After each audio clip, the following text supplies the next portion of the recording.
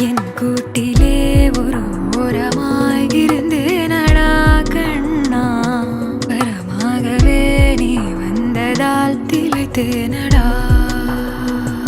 திசையின்றி நான் தேடி திரிந்தேன்